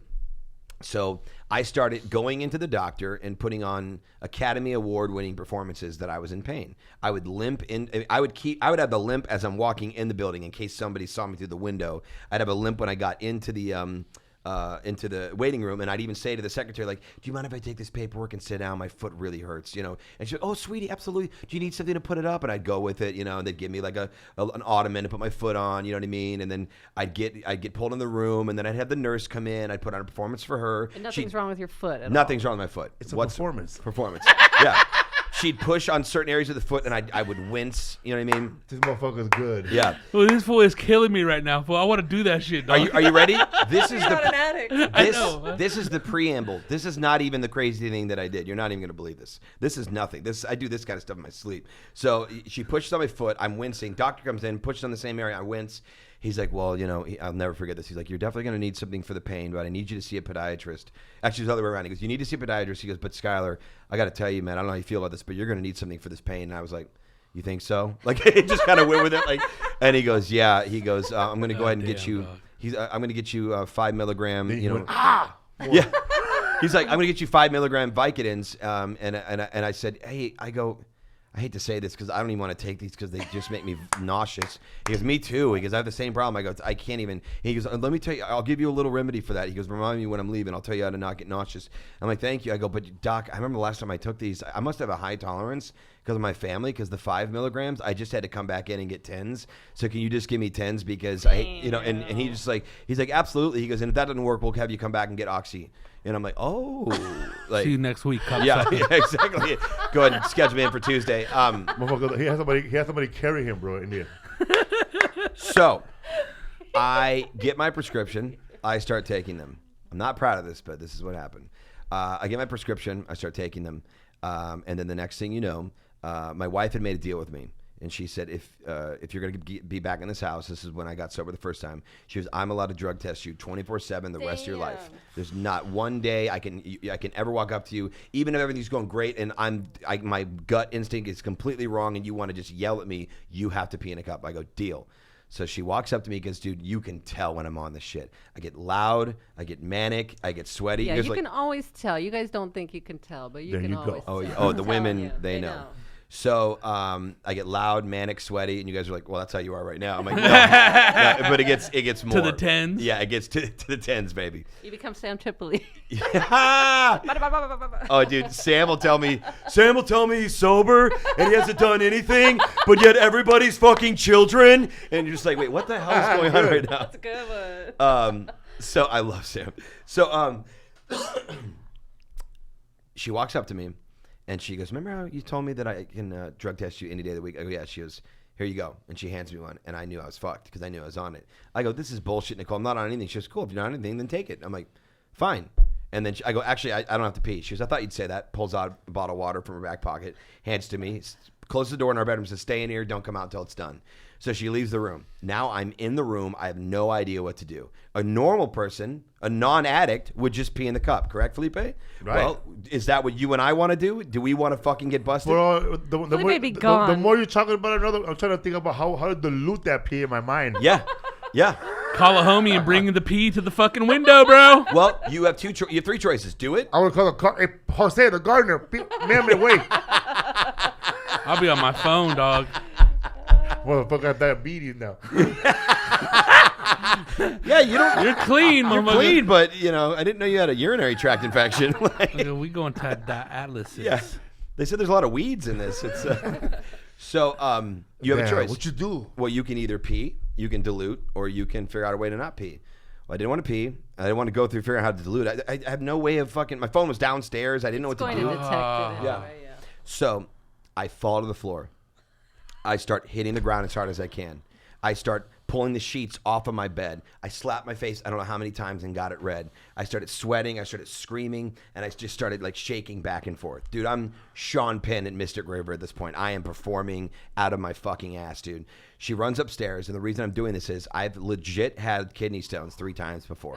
So I know what that looks like when you have kidney stones. So she walks in there. I'm going fucking nuts. I'm going back and forth. I'm roly-poly back and forth. I'm going insane. And she goes, what's wrong? Oh, my gosh. She goes, what's going on? I'm like, kidney stone. She goes, oh, my gosh. Okay, do you want me to call 911? I'm like, yes. She starts to grab her phone to call 911. And I'm like, am I really going to waste an ambulance's time on this? Am I going to, like, have an ambulance come here when it could be used for someone that actually, like, really needs it? Am I going to go through with this? No, but I'm going to do the next best thing. So I told her, I go, hang up. She goes, well, why? You're in pain. I go, I'm going to drive myself. She's like, you can't drive yourself. That's dangerous. I go, babe, I'm not going to spend $1,500 on an ambulance to drive me a half a mile away because it's really not far, the hospital. So she gets me up. I hobble like towards the stairs. I go towards the stairs. Method actor, bro. Oh yeah. I start going down the stairs. I'm screaming in pain. I'm passing my fucking. I don't want to. So anyway, I get downstairs and I get right by the door. She gets me the keys. And have you ever seen Usual Suspects? Yeah. Okay, you know at the end when the limp foot, the limp, and then it goes into the regular foot. Kaiser Soze, Kevin Spacey's walking limp, and then it stops. So that's basically a live version of this. I'm holding my side. I'm leaning over. I look like the Hunchback of Notre Dame. I'm screaming like Al Pacino and fucking Serpico. I'm going nuts. I get to my fucking car. I get in the car. I'm still leaned over. I'm starting the car like almost like a handicapped person. I have one arm to work with. The other arm is holding my side in pain. I drive. I'm leaning over, and I get around the corner. As soon as I round the corner, I just straighten out, and I'm like, oh God, okay, she can't see me. But then I'm left with a thought. But now you have to commit to this. And so I don't know if you know why I did this yet. If you can see where this is going. So I drive to the hospital, and I get there, and now I've got to fucking turn the performance back on and get out of my car and like start performing on the way in. So now I'm holding my side again. I'm coming into the hospital. I get inside the waiting room, and I scream out loud, I'm in pain. and they get me a bed. They put me in the back, and I lie down in a bed, and I'm sitting in the bed, and all of a sudden they come over, and they're like, what's going on? I go, kidney stone. They're like, how do you know? I'm like, I've had 3. They're like, okay. And they're like, how much pain are you in 1 to 10? I said 11. And I know that when you say 11 on 1 to 10, they put you on Dilaudid. Dilaudid is in the same class of pill that I was taking. So I knew at this point that if I come home the next day and she says, you never took that drug test, I get to go, well, I can take it, but it's going to be dirty because they put Dilaudid in me at the hospital. Genius. And that's why I did it. Fucking genius. Genius, bro. Fuck, this is the next Brando, bro. I'm not proud of it whatsoever. I want to be very clear on that. I'm not proud. It's a story, that's for sure. I'm proud of listening to the story right now. Yeah. You go all when you on drugs, but you go all out, bro. You'll cause You don't care. You cause you like. There is if- another if- thing if- in your head driving that just you that's toward just- it. like it's like you turn it to a second person, bro. That person is smart, dog, but he uses his powers for evil. This guy last night in a meeting, his name's Steven, he said, you wake up with 2 voices in your head. One of them is talking, and the other one is listening. Oh my God, I never heard of that way. But I you're had right. not either, and I Neither. love That's it. Deep. That is and deep. the one that's That is talking deep. is smooth, and he gets what he wants. The pimp. And like he tells you that all your deals are falling apart. People don't like you. Your wife's not really into you. You know what I mean? Like everything. You're fat. Yeah. And you're like, well, that's actually true in my case. I've put on I don't know how many pounds in the last anyway. I'm not proud of that story, but I do know that that's not something I would do again now that I'm sober. You know, and you might be like, well, what's different this time? I got the sponsor. I'm doing the steps. I go to the meetings. I have a fellowship. I have guys from every meeting. I have a home meeting. If I don't show up, they all wonder where I am. They check on me. Like it's like a crew. I have like an army now. Whereas before it's just me being bullish, going, I got this. I don't even think I'm an addict. I'm just gonna do it because everyone else thinks I am. And you know, you don't do things like what I just told you unless you're an addict. Nobody fucking does that. Nobody, that's man. insane. That's insane. It's out of control. There's so much work that goes into it. That's a lot of fucking work and wasted a whole day and everything. Day, 2 days. 2 days. Stayed Yeah, overnight stayed in the hospital. overnight. Got some sweet hospital food though. Let me tell you. Okay. But think about it, man. Like, he could be out there robbing and stealing, but the motherfucker's putting up performance. I know, man. Yeah.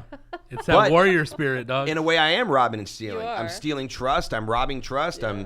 I'm stealing time. I'm robbing time. I'm stealing innocence of my wife. I'm And doing, you are taking a bed from a real sick person? Yeah, That's true Yeah, too. I've thought about that. I've thought about that. You know. So how did this rehab in Mexico? What did it feel like? What was the experience like? And did you feel like you didn't have urges afterward? Like, because I've been interested in this whole hallucinogenic. I absolutely therapy. have urges because, you know, there's a reason the term is I'm in recovery. You never recover.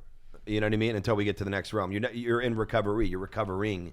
And so I get the urges. Absolutely. Like, I didn't have one right now when I said Pacifico, but like, if he said my drink, like if Felipe said, you know, like, oh man, and then I saw a bottle of Makers and an ice cold Coke, like, I would get that, like, ooh, that little fucking fizz that it makes when you combine, you know what I mean? Like, I know what you're talking But about. no, I just want to chew on that red rubber on top. Yes, that's the stuff, dude. But I still get the urges. I just, you know, an alcoholic, you know, we don't have a drinking problem. We have a thinking problem. And that's why we drink, because we don't think right and we don't view things right. And so what I needed to do was get to the root of the problem. Whereas before, all I've ever treated is the symptoms. And drinking is just a symptom. You know, it comes from somewhere else. It doesn't, you don't just love alcohol. Like, you found alcohol to cure. Like, I used alcohol for everything. If something great happened, get fucked up. If something terrible happened, get fucked up. Like, there was nothing that it would, you know what I mean? If you can't wake up in the morning, get fucked up. You can't sleep, get fucked up, you know? Like, all sorts of things. You know what I mean? Yeah. You know, when he was about to win Last Comic Standing, I was the most nervous I had ever been, because he had been sober for maybe 8 months. Mm-hmm. And had come from the worst time we had ever had together was the year before that. And but when he was about to win Last Comic Standing, like the finals, I didn't know who to invite, because I didn't know how he was going to react if he won, and I didn't know how he was going to react if he lost. Yeah. And I was so nervous about bringing the wrong people, you know, like a parent or something. It might trigger something if he was sad about losing or even happy about winning. Either way, it's gonna. I was on eggshells that whole week, and you did great. Nothing happened. Nothing happened. No, it was Nothing great. happened. But I was nervous because And it you was had every so right to new. be. It was so new. That's what we do to people. Like, we don't even notice we do that to people, huh? No, it takes, I mean, the way I stay sober is with moments like I just had right here with Lisa. Like hearing that makes me go, I owe my wife one more apology, even though I've already done it. I love hearing that, not because I love that you went through it, but I can't wait to see my wife later and go, you know what Lisa said, and share like what it must have been like for her. I go, you must have a lot of moments where you're so worried whether something goes good or bad for me. I never heard it put like that. And I guarantee you, Nicole could talk about her experience in front of you that would make you go, oh, I need to go say sorry to Lisa. And that's why I go to meetings, because I keep hearing stuff that makes me go, oh, I did that too. I need to go call so-and-so. You know what I mean? Friends and family is one thing, but your lady's another thing, man. Or your yeah. partner, man, because that's the motherfuckers that really fucking knows you're in and out. I owe her so many apologies, you know. Sometimes only those people can do something. Because not only you were going through your addiction and things, while she was going through something else with the babies, right? Yeah. There was a big thing going It was on an with the entire- kids, right? I saw you one time. Lisa and I were having early breakfast somewhere. On the Like a IHOP or something years ago. Yeah. Yeah. And you came in there and you had those kids and that young girl, and I was like, damn. And he goes, Skyler looked like he was on a good one last night. And he met this girl with 2 kids, and now they're having breakfast. But for reals, I this is thought, before the twins, for though, reals, but Yeah. when I saw you there, I was like, wow, this guy's cool. He goes, he's like, but I don't know you were partying, but I just knew that, okay, he met this girl. Yeah. No, the walk of shame, and they're Yeah. they're having breakfast together with her kids, like a soldier. But I didn't know you were going through addiction then. Oh, yeah. I mean, Those are the worst breakfasts. I started man. drinking when I was 14. The way I used to drink was my parents had a liquor cabinet, and I would go in there and I didn't care which one it was. I'd grab vodka, I'd grab gin, it didn't matter, but I'd grab one.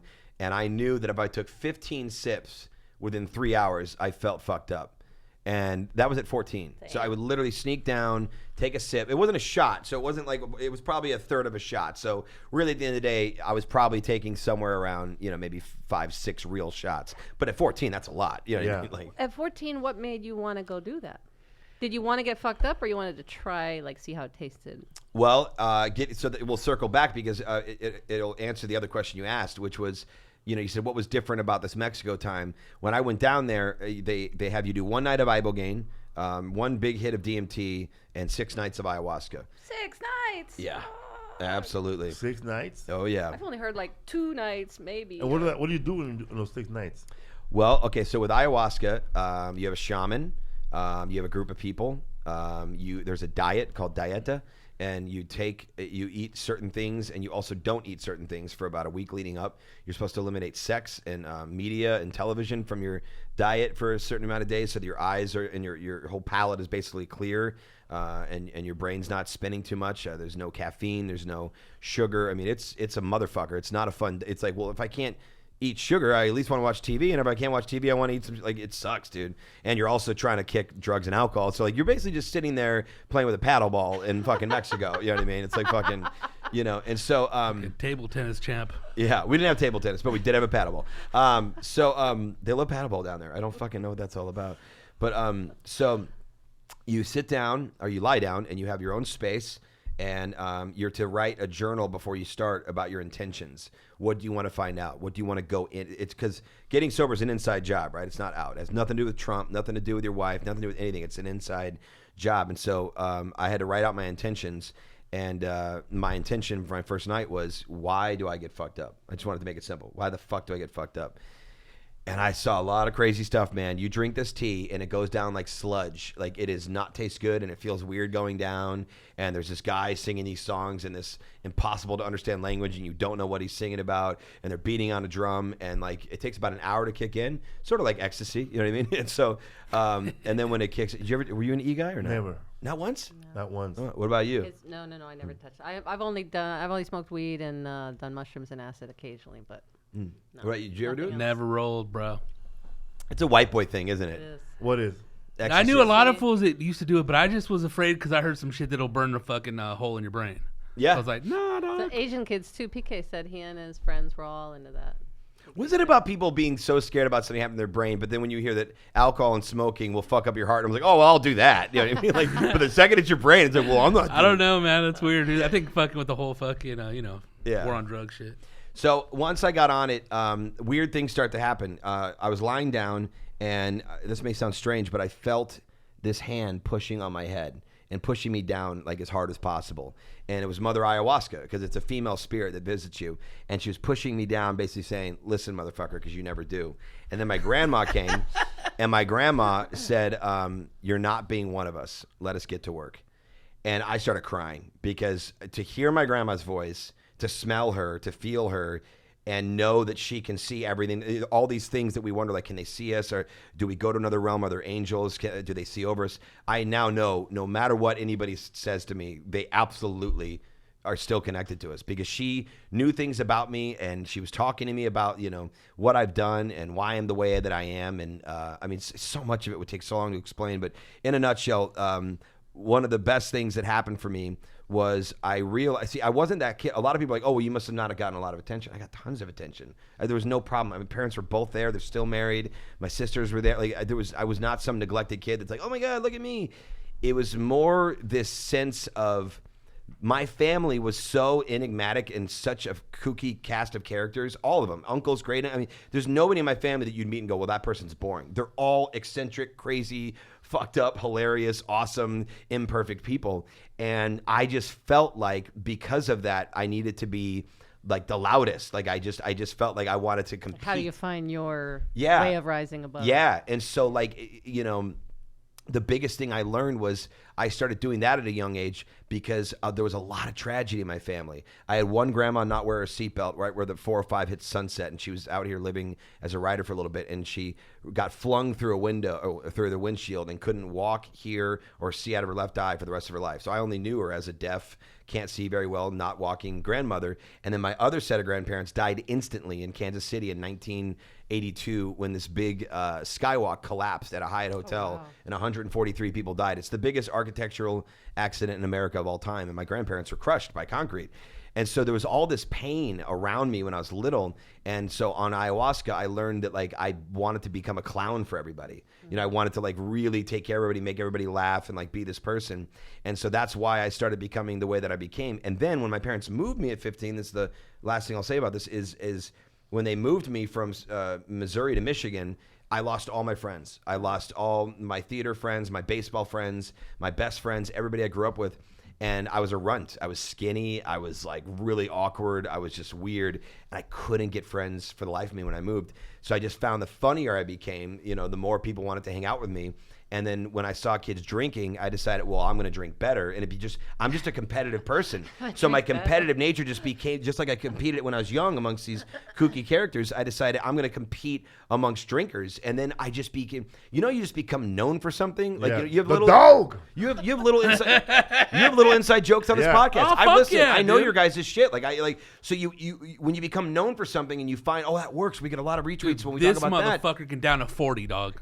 Are you One serious? shot. Oh no, I'm just saying about you're known for But he something in can't. high school and all that shit. So what happened was, I would get to parties and people were like, oh, Skyler's here. Shit's The about to get Stone. wild. Fuck yeah, And I dog. liked The that. Stone. Stoney. I was known for something. Like But it feels cool, right? yes, I yeah, felt like dog. a superhero. Like, that I'm Captain America. Somebody put on your cape and shit. Brought the party with Yeah, him. dude. Little spotlight. I'm the Hulk. I'm the Did green you ever one. compete with another Like, party dude? say what? Did you ever compete with another party dude? Fuck yeah. Fuck that dude. guy. Yeah. Fuck yeah. And so I just started realizing that, like, it all had to do with my competitive nature, my wanting to be heard nature, my obsessive, and just wanting to, who the fuck doesn't want to be loved? You know what I mean? Fuck yeah, dude. And so I became this character, and slowly over time, I've realized people have constantly said, Skyler's not how you think. If you really just knew him, he's actually cool. But the people that don't know me that well and just know the stories, like, no, I heard he's a piece of shit. And so I started, Yeah, dog. I started realizing, I'm like, wait a minute, am I me or am I a character? And I know that part of Hollywood is you do become a character. Like, Harrison Ford isn't probably exactly how we think he is. Like, that's something he's become when the cameras are on, and that's fine. But I was doing it 24/7. You didn't have any You didn't turn it persona off, of huh? your own. I was doing it all the time. Who There am was I? no when the call time would wrap. I'm like, let's keep going because I'm high now. Like, I got to keep like. and not even necessarily high, like smoking weed. I would just be like manic high, and I'd be like, the set would be done, and everybody would be leaving, and I'd want to keep the party going. And so since I can't go create the set that made me this high, like this, I can't get all the cool actors and the lights and the fun and the energy and the studio execs and whatever. Let's go to a bar because I know how to control that. I know how to run that. And so we go to a bar, and I'd invite the crew guys and the actors, and then here we are. And then I get too fucked up, and before you know it, like this, before Uber, I was just getting in a car driving home. People like, I don't like that guy. Like, look at him. He's fucking hammered, and he's getting in a car and driving away. And like that dude's cool, man. No, a lot of people didn't like him, you know. So that's the same thing with you, like with the wanting to keep the adrenaline going after a good set. I never wanted. I remember partying, bro, and the people wanted to go home. You going home? Fuck that. I come. You gonna eat right now? It's like going. It's that like shit'll throw off the party. Like we're partying for 2 nights straight. Then motherfucker opens up a sandwich, man. You can't be here with that sandwich, man. Throwing up my fucking party vibe. It's like getting sent to sleep as a little kid and you don't want to go to bed, dog. You're fucking fuck. What am I missing, out dog? That's exactly it. That is fear the of missing out. Slit. Yeah. I'm stealing that for when I tell, because that's gift, bro. That's exactly it. I just didn't want to go to bed, and it was 24/7. And then it crept into phone calls, like conference calls, and I'd be on calls with other promoters or like producers and actors, and just like it just started, this competitive nature wouldn't stop, and this obsessiveness, and like I would just invade people's privacy and throw people's face in the mud if they made mistakes when working with me. Like I became a fucking monster, dude, a fucking monster. So yeah, man. I used to see you when you were hosting that college show, man. What is this fool is on? Oh, you remember that shit? Oh my god. Then I said, because you work also with that other creative motherfucker sometimes. So Greg Hahn? No. TJ Miller. Oh, okay. Oh, TJ, yeah. Yeah, you had that crazy ass college show. You were always drinking, bro. Always On drinking. a good one. Yeah. I got banned from the Laugh Factory for 7 years once because Bad, buddy. 7 years once. yeah, because in 2007 I almost got my biggest part ever at the time, at least. I was going to be in Alvin and the Chipmunks, and it was Jason. What's the guy's? Jason Lee. Jason Lee. So he's the lead, and then he's got the 3 chipmunks, right? And when they get signed to a label, there was like a label president, like a really smarmy, slick, kind of like Ari Gold before Ari Gold. Like it was like an agent character, right? Or I guess not before Ari Gold. Ari Gold was on the air at that time. And so it was down to 3 people. And I know this is going to sound really funny because this really proves they had no idea who they wanted. It was down to David Cross, George Lopez, and me. Shut up. Those you guys were the 2 contenders a besides Jew, David Cross? a Mexican, and then fucking me. You What know happened? I mean? You didn't get it, George, right? No, absolutely not. Let me hear more. You didn't get it right now. Not right now, man. Not even later, man. They got me fucking hosting over here at the Hollywood Bowl and shit. In shit. You got to say in shit, or it's not George Lopez. Dude, you're good, dude. So next thing you know, a contract was on its way to my house. I was gonna get like I think $80,000. I was like, I'd never heard of that amount of money in my life. Wow, it's a big role then. I was fucking pumped, dude. Like it was a lead role in the movie, and it would have been my first studio lead. You know what I mean? I had bit parts, but nothing like that. And so, literally, the contract's about to get curried to my house. I don't know what happened, but story goes that something like David Cross came down and on his price and decided he would do it for less, and they got him in a steal. And he was a name and I wasn't, and my show had just been canceled and his hadn't, and that's just how it went. So I got pissed and I started getting drunk and I got blacked out. I started drinking about 3 p.m. And I took a cab, actually, for once. I took a cab to the Laugh Factory. It was a show with Dane, Finesse Mitchell, and Jeremy Hotz and a couple other people. And I get in a cab. I go over there. I get on stage. I'm the first comic up on the lineup. And I'm blacked out. And no one knew I was blacked out because I kept it chill. But I get up on stage. And there's an old guy in the front row. Yeah, there was an old guy in the front row. This was right before Michael Richards got recorded saying the N-word and all that stuff there, if you remember that, of course. Yeah, man. And so there's an old guy in the front row sitting by himself, and I guess I started doing crowd work on him, but it wasn't funny. Like, it was just mean. Like, oh, where's your wife? Did she die and you live alone now? And like he's like, yeah, actually, she died 1.5 years ago. And like, so the whole room's looking like, dude, leave the fucking old guy alone, And I'm like, oh, so when are you gonna die? Like, just terrible crowd work, terrible. Clearly from someone that hates themselves. I wish I was there, Rick. Yeah, I would have been the back howling, dog. I was working there that time. I didn't. Yeah, and so I get off stage. And I go upstairs, and Finesse Mitchell held me up against the wall. And Finesse is a really nice pussycat of a guy. Nice guy. But people like that, if you get them in the wrong place, that that means they've been holding back a lot for maybe 3 years, and this is their chance to blow up. Finesse men, business, I love dude. SNL. Yeah. Man, Skyler, I need to talk to you right now. And so he had me up against the wall, and he just said, you cannot do that, man. You just derailed this show. And then somebody had to get up there and get this show going back, and they fucking bombed all because of you. And Dane's behind him yelling at me, and everyone's yelling at me, and I don't remember a lot of it, but, They were like, Foo-fi. You should have given him the super finger back, dog. And so I got kicked out, and they banned me for 7 years. Yeah, I'm back now. I've been there for a long time. And me and Jamie are great, but Yeah, buddy. yeah. I love you, buddy. All right, let's. What's up, fool? I was just gonna ask you a quick question to see how you did it, crossing the line as an extra and talking to the actors. How'd you do that? How'd you cross that line? You're never supposed to cross as a extra guy in movies. I would make sure to not plan anything I wanted to say. They know when you've planned it. They know when you've looked up a story and said, "Oh, I heard you really like the San Francisco Giants." It's like they know that the night before you did homework and that you thought of a conversation to have. And if someone did that, they know that you're only doing it because you want to get close to them. So I'd wait for something in the moment. If I saw something spill next to Ryan Reynolds, I'd make a joke about that because then it's like, all right, well, that just happened. I'm clearly not trying to buddy up. I'm just like fucking talking to you like a real person. And like I would just keep it like that. And before you know it, I'd see them kind of get closer to me and go, "Hey, man, you're really funny, by the way." Like, what? And then I'd be like, "Oh, okay, cool." And then we'd start talking, But I never went up to somebody and said, "No, that's not true." I pulled a couple. You said that you could. you told me you get a little. You told me you get a little fanboy. I can get fanboy too, dude. There was a couple actors that I like walked right up to. I scared the shit out of Harrison Ford at the 41 premiere, that Jackie Robinson movie. I like walked up to Harrison Ford and like I think he immediately thought he was about to get raped. Like it was fucking, and he probably was. He was. Dude, I love Harrison Ford. You get that way though. He did it. He does it sometimes. The last time I saw you do it was when we were at the pumpkin patch, and Aubrey Plaza was there. She was there with that actor dude from with some dude with Criminal Minds. Criminal, yeah, the cheekbones, Johnny Depp looking dude. Anyway, Felipe just yells out, "Aubrey Plaza!" She's like, "What?" She looks at you like, "Hi." But he just yelled out her name like Kramer or something. I saw Jennifer Love Hewitt once, and I walked up to her. Please tell me you said all three names. Jennifer Love Hewitt.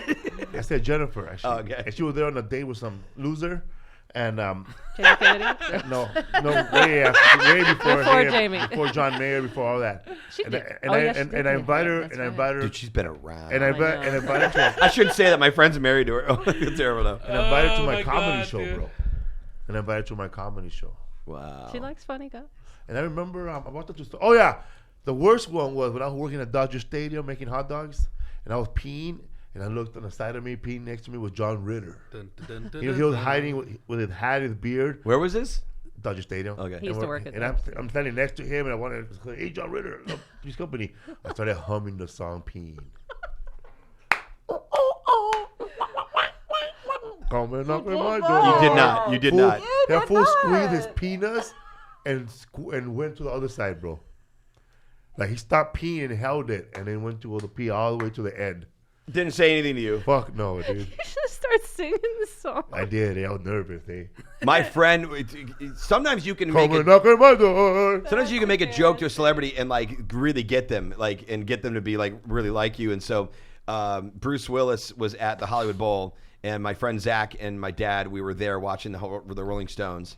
And so I don't know if you've ever been to a Rolling Stones show, but Keith Richards always does like 2 solo songs, and that's usually when everybody gets up to pee because they're not good. You know what I mean?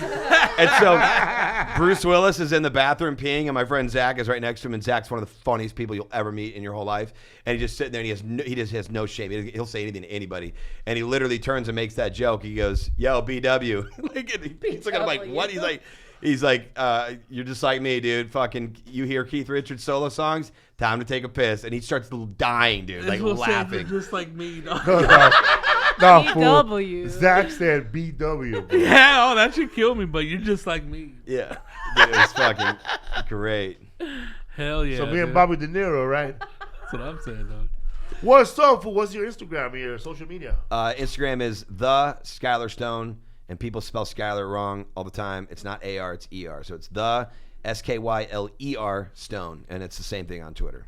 And you have shows coming up? Yeah, my next show. When is this released, by the way? This came Friday. out Thursday night, but it's live right now on video. Oh, okay. Not this Thursday, but the next Thursday, June 21st. I have a killer show at the Comedy Store. My show is called Comedy Rocks. It will sell out, so get tickets. It's Todd Barry, Natasha Leggero, Mark Maron, Nick Kroll, and Garfunkel and Oates. So it's going to be good. Badass show. Thursday, Hell yeah. June 21st. I love Garfunkel and I Oates. like They're so Garfunkel funny. too, man.